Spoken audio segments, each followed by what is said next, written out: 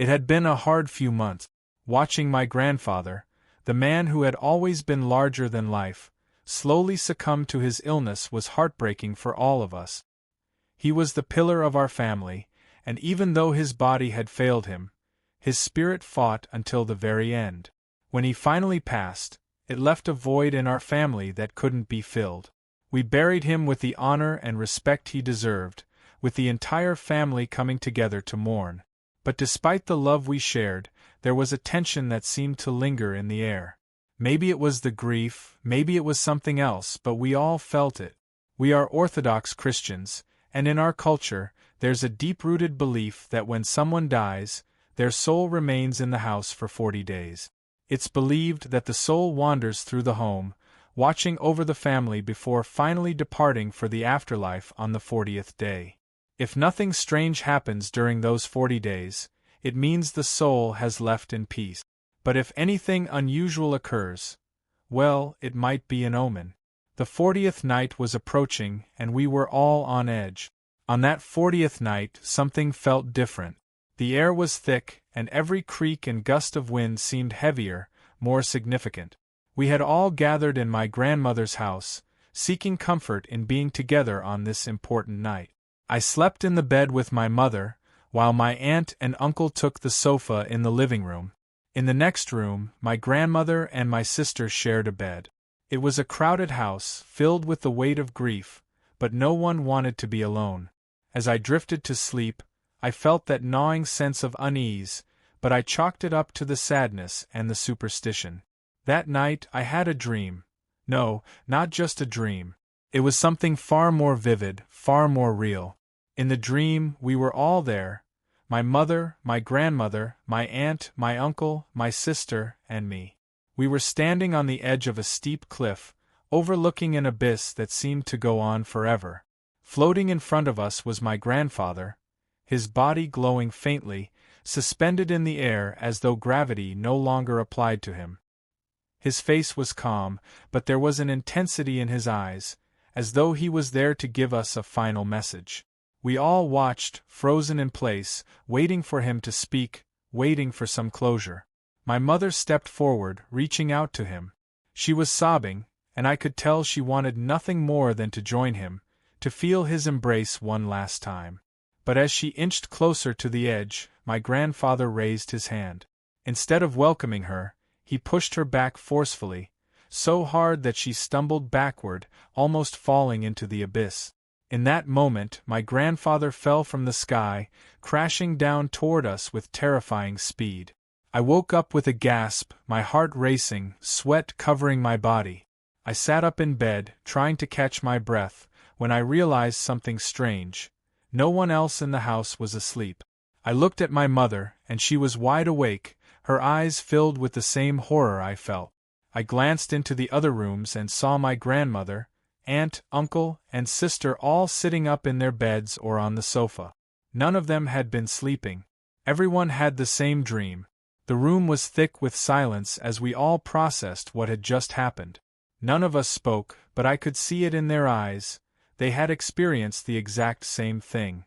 We shared the same dream, the same unsettling vision of our grandfather floating above us, and the same moment where he had pushed my mother away. Suddenly, the sound of a bottle closing loudly shattered the silence. We all jumped, our nerves already frayed. It had come from the kitchen, a bottle that had been left open after dinner. But no one had touched it. My grandmother, always the most superstitious among us, broke the silence first. Her voice was shaky as she said, "This isn't good. This isn't a good sign." We all turned to look at her. She was pale, her hands trembling. "In the old stories, this means someone's time is coming," she continued, her voice growing quieter. "Someone in this family. One of us is close to death." No one dared speak. The weight of her words pressed down on us, suffocating in the small room. We had heard the stories before, about how, if a soul hasn't left in peace, it can signal an approaching death. And in our dream, it had been my mother who stepped forward. My mother who was nearly taken by him. "Grandpa saved her," my sister whispered, her voice barely audible. "He pushed her back. He protected her." For the rest of the night, none of us slept. The house felt like it was alive, with strange noises coming from every corner. The floor creaked when no one was walking, the walls seemed to sigh with a heavy breath, and the temperature dropped, sending chills through all of us. But nothing felt as real or as terrifying as that shared dream. The 40th day had passed, but the atmosphere in the house hadn't changed. If anything, it became more oppressive, as though the house was holding on to something, some lingering presence that wasn't ready to leave. My grandmother became more and more convinced that death was looming over us, particularly my mother.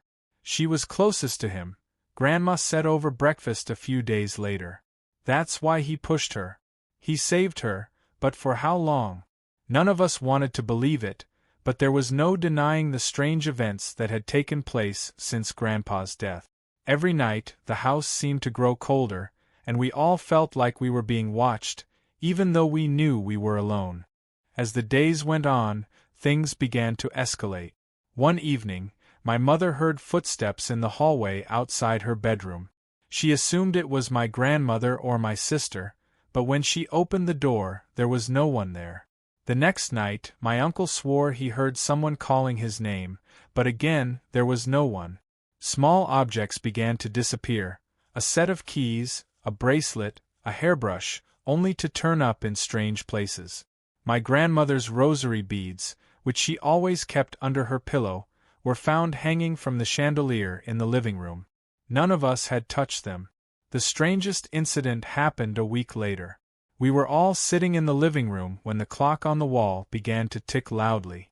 It was an old clock, and it had stopped working years ago, but now it was ticking like it had just been wound.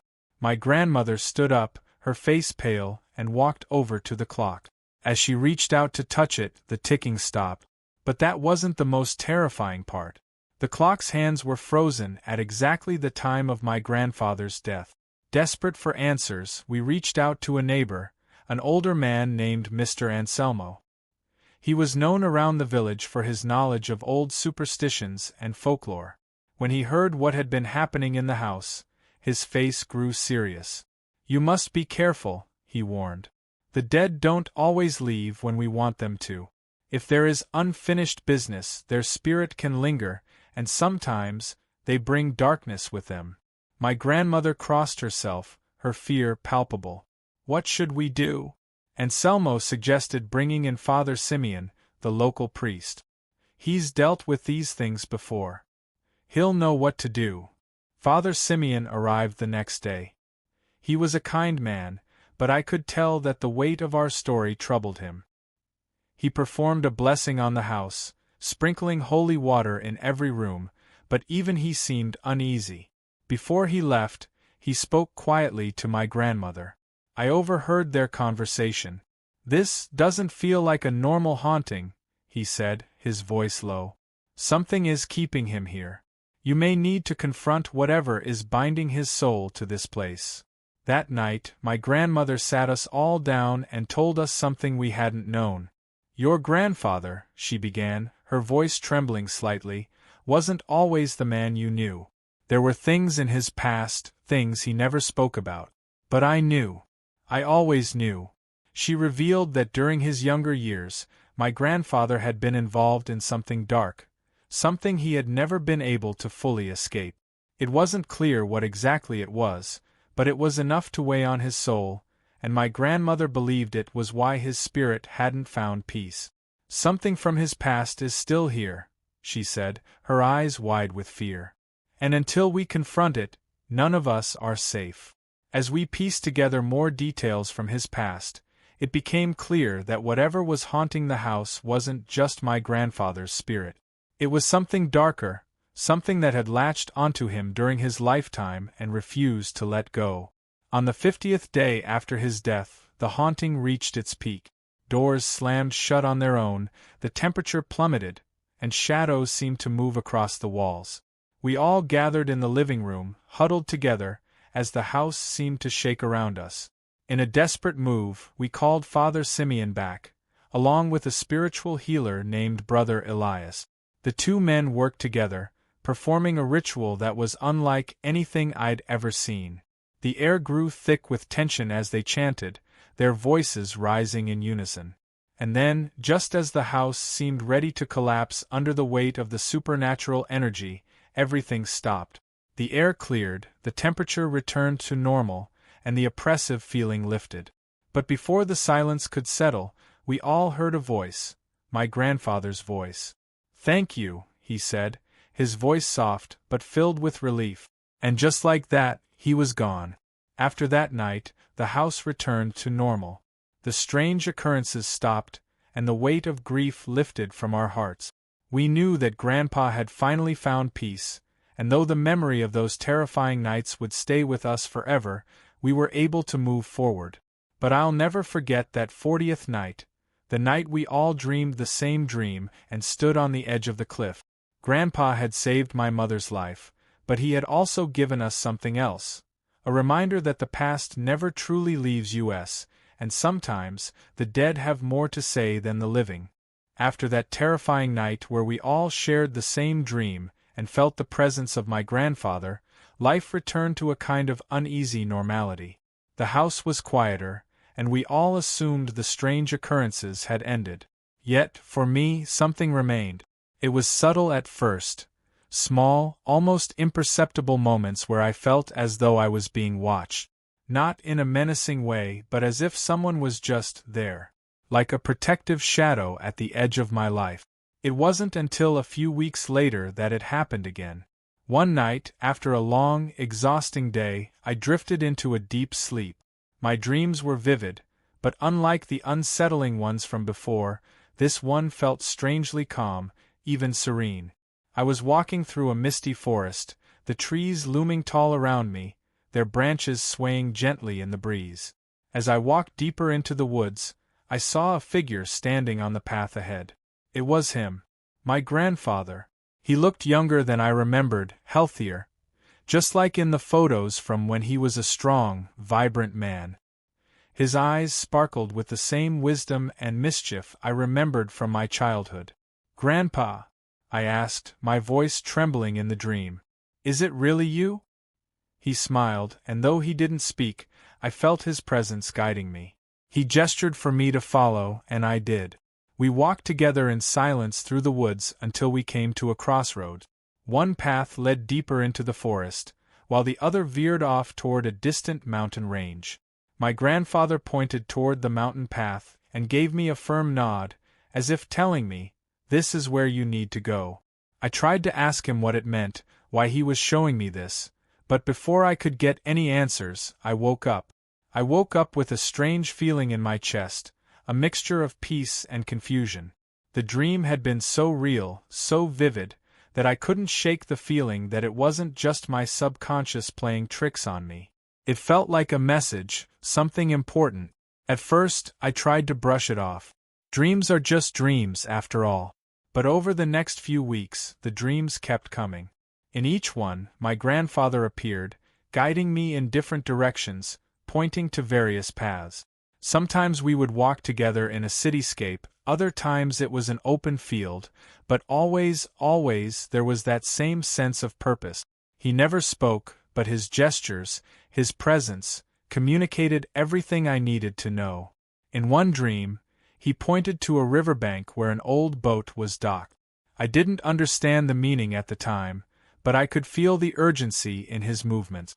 I woke up the next morning with a strange compulsion to visit an old part of the town near the water, a place I hadn't been to in years.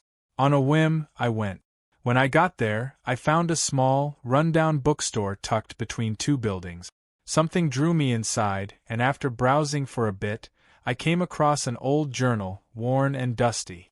The moment I picked it up, a photo slipped out from between the pages. It was a picture of my grandfather in his youth, standing beside a boat, the same boat from my dream. I bought the journal, and inside were entries written by him, memories, thoughts, and details about his life that none of us had ever known. He had kept so many things hidden, secrets from his past, and now I held them in my hands. It was as though he was guiding me to uncover the truths he had never been able to share in life. The journal revealed a side of my grandfather that I had never known. There were entries about his early years, struggles during the war, and even references to people I had never heard of, people who seemed important to him, yet were never mentioned in family stories. One name, in particular, stood out: Nikolai. The more I read, the more I realized that my grandfather had been involved in something deeper than we had ever imagined. Nikolai was an old friend of his, someone who had once been a close confidant, but something had torn them apart. The journal hinted at betrayal, at a debt that had never been repaid. My grandfather had carried the weight of this burden until his death. The strange part was that after I found the journal, the dreams became more intense. My grandfather's presence in them grew stronger. He would point more directly, guiding me toward things I couldn't yet understand. It was as if he was trying to lead me to finish something he hadn't been able to in life. With the knowledge of Nikolai from the journal, I began to search for answers.